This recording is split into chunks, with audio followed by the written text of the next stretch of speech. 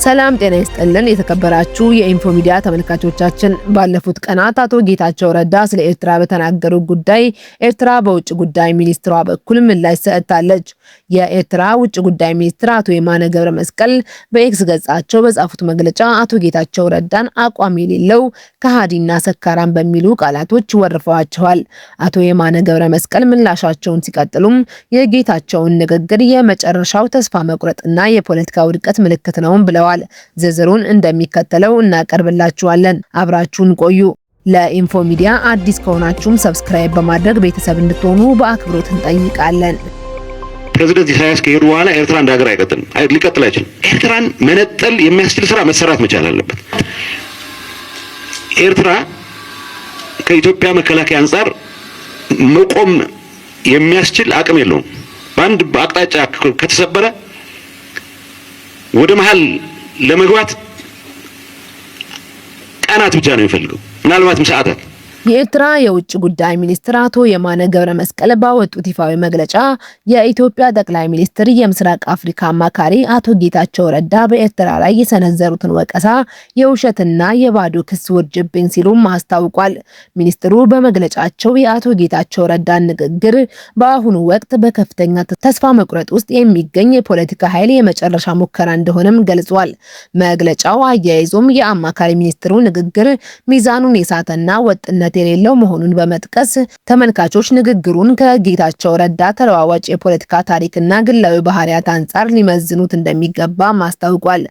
አቶ የማነ ገብረ መስቀል የአቶ ጌታቸው ረዳን የአሁን የፖለቲካ አቋም ወጥ ያልሆነ ስሜታዊነትና ድንገተኛ ጥቅም ላይ የተመሰረተ ጥምረት ውጤት ነው በማለት አቶ ጌታቸው ረዳን ቀደም ሲል በትግራይ ጦርነት ወቅት በተለያዩ የትግራይ ቴሌቪዥን ጣቢያዎችና በኤክስ ማህበራዊ ገጻቸው ላይ ስለ ኢትዮጵያ ጠቅላይ ሚኒስትር አብይ አህመድ እና ስለ ሀገሪቱ መከላከያ ሰራዊት የተናገሯቸውን ጠንካራና አወዛጋቢ ሂሶች በምሳሌነትን በመጥቀስ ሞግተዋል።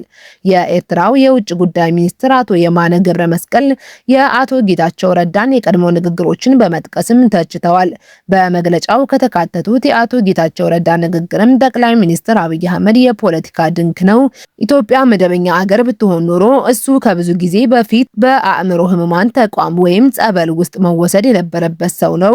በ7 ዓመቱ እናቱ በህልሟ ንጉስ ሆኖ እንደተጫነ እንዳየችው የነገረችውን ለማመንና በግልጽ ለመመካት የሚያስችል ቅዠት ውስጥ ያለ ሰው ነው የሚሉትንና ሌሎችም ይገኙበታል።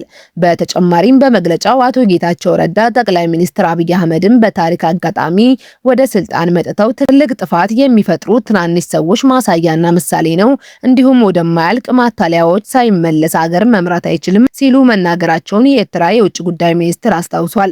አቶ ጌታቸው ረዳ በወቅቱ ጠቅላይ ሚኒስትሩ በትክክል ምንም ትምህርት የለውም፣ ነገር ግን ለምክንያታዊ ውይይት ጊዜ ስለማይሰጥህ እንዴት ፒኤችዲ እንዳለው ሊያረጋግጥ እንደሚችልም ልትጠይቀው አትችልም ሲሉ የነበሩት ሰው መሆናቸውንም ገልጿል።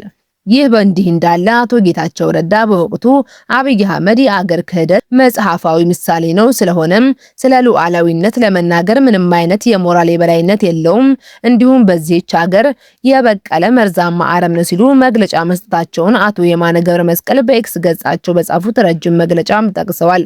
የመከላከያ ሰራዊት አመራርን በተመለከተም የአቶ ጌታቸው ረዳ የቆየን ንግግርም በመግለጫው ላይ የተካተተ ሲሆን ጄኔራል ብርሃኑ ጁላና ሌሎች ብቁ እየመሩ እንዳልሆነ የነበራቸውን ጥቂት የወታደራዊ ዕውቀት አጥተው ከጠቅላይ ሚኒስትሩ የሚሰጣቸውን ትዕዛዝ እንደ በግ እየተቀበሉ ነው ማለታቸውንም የኤርትራው ውጭ ጉዳይ ሚኒስትር ጠቅሷል።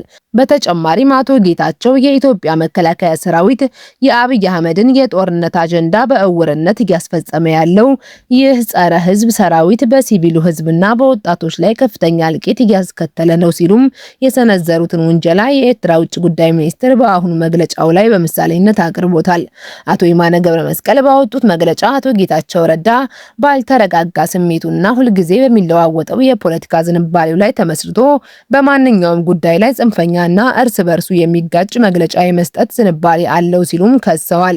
በቅርቡ ማለቂያ የሌለው ስድብ ሲወርድባቸው በነበሩት ከፌዴራል መንግስቱና ከጠቅላይ ሚኒስትሩ ጋር ድንገተኛ ጥቅማ ጥቅም ላይ የተመሰረተ ጥምረት በፈጠሩበት ወቅት ለብዙ አስርት ዓመታት ይዟቸው የነበሩትን የፖለቲካ እምነቶች ያለምንም እፍረት መካድ መጀመራቸውንም ገልጿል። የኤርትራ የውጭ ጉዳይ ሚኒስትር መግለጫ አቶ ጌታቸው ረዳን ግላዊ ባህሪያትና ማህበራዊ ህይወትንም ጭምር የነቀፈ ሲሆን አቶ ጌታቸው ረዳ በቅርቡ በሰጡት ቃለ መጠይቅ ስለ የቀድሞ ጓደኛቸው ሲናገሩ ትግራይ ነፃ አገር መሆን አለባት ብለውም የሚከራከሩ ብዙ ሰዎች አሉ። እኔም በሰከርኩ ቁጥር ስለዚያ ጽንሰ ሐሳብ አስባለሁ ሲሉ ማፌዛቸውንም ጠቅሷል። መግለጫው አያይዞም አቶ ጌታቸውን በየቀኑ ማለት ይቻላል ከሰዓት በኋላ ጀምሮ እስከ ንጋቱ ድረስ ሰክረው ወይም አቅላቸውን ስተው እንደሚያሳልፉና ይህ ተግባራቸው ቮድካቸው የሚል ቅጽል ስም እንዳስገኘላቸውን በመጥቀስ የጌታቸው ሐሳብ ላይ ሳይሆን የግል ባህሪያቸው ብቻ ትኩረት በማድረግ አቶ የማነ ገብረ መስቀል በመግለጫቸው ላይ በይፋ አስፍረዋል። የኤርትራው የውጭ ጉዳይ ሚኒስትር አቶ የማነ ገብረ መስቀል በመግለጫቸው የጌታቸው ረዳ ንግግር ከልክ ያለፈ ኃላፊነት የጎደለው ንግግር በአሳቢነት ማየት እንደማይቻልና በትናንትናው ዕለት በሰጡት ቃለ ምልልስ በኤርትራ ላይ ለረጩት መርዝ ሁሉ ምላሽ መስጠት ምንም ፋይዳ እንደሌለውም ገልጸዋል። አቶ የማነ ገብረ መስቀል በመግለጫቸው ማጠቃለያ ላይ በአቶ ጌታቸው ረዳ የተነሳውን ኤርትራ ኢትዮጵያን ለማዳከምና ለማጥፋት በሴረኛ ኃይሎች ነፃ ሀገር ሆና ተፈጠረች የሚለው አባባል ሚኒስትሩ የማይረባ ፍጹም ውሸትና የታሪክ ክለሳ ሲሉም ገልጸውታል። የኤርትራን ታሪካዊ አመጣጥ በሚመለከት ሚኒስትሩ ሲያብራሩ ሀገሪቱ በ1940ዎቹ መገባደጃ ላይ ከቅኝ ግዛት የመላቀቅ መብቷ ተነፍጎ ከኢትዮጵያ ጋር በፌዴሬሽን እንድትጠመድ የተደረገውን በአሜሪካና በሌሎች ኃይሎች የጂኦፖለቲካዊ ጥቅም ምክንያት እንደነበረም አስታውሰዋል። በተጨማሪም 1962 የፌዴሬሽኑ ሕግ በወቅቱ የኢትዮጵያ መንግስት በአንድ ወገን ሲፈርስ ዓለም አቀፉ ማህበረሰብ ዝምታን መምረጡን የኤርትራ ሕዝብ ለ30 ዓመታት ያለምንም ውጭ እርዳታ ከፍተኛ መስዋዕትነትን ከፍሎ ነጻነቱን ማረጋገጡንም ገልጿል።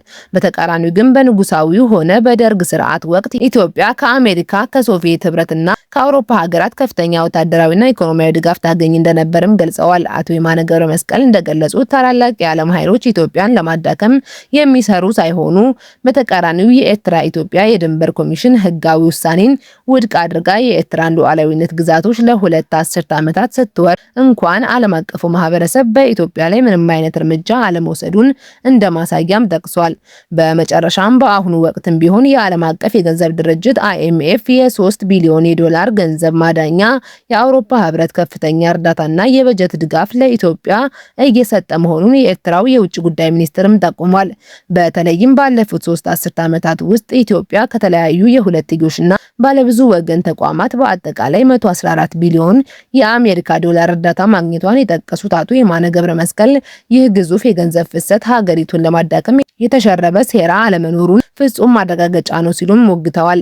የጠቅላይ ሚኒስትር አብይ አህመድ የምስራቅ አፍሪካው አማካሪ ሚኒስትሩ አቶ ጌታቸው ረዳ ትንታኔ በማንኛውም መልኩ በቁም ነገር ሊወሰድ የሚችል አይደለም ያሉት የኤርትራው ሚኒስትር አቶ የማነ ገብረ መስቀል ይህንን መሰል የተዛባ መረጃ ለህዝብ ቅስቀሳ ለመጠቀም መሞከር የፖለቲካ ኃይሉን ከፍተኛ ተስፋ መቁረጥ የሚያሳይ ነው ሲሉም ድምዳሜያቸውን አስቀምጠዋል። እናንተስ በኤርትራው የውጭ ጉዳይ ሚኒስትር መግለጫ ምን ትላላችሁ? ሀሳብ አስተያየታችሁን በኮሜንት ላይ ያሳውቁን። ለዚህ ቻናል አዲስ ከሆናችሁ በድጋሚ ሰብስክራይብ እንድታደርጉ በአክብሮት እንጠይቃለን። በቀጣይ እስከምንገናኝ መልካም ጊዜ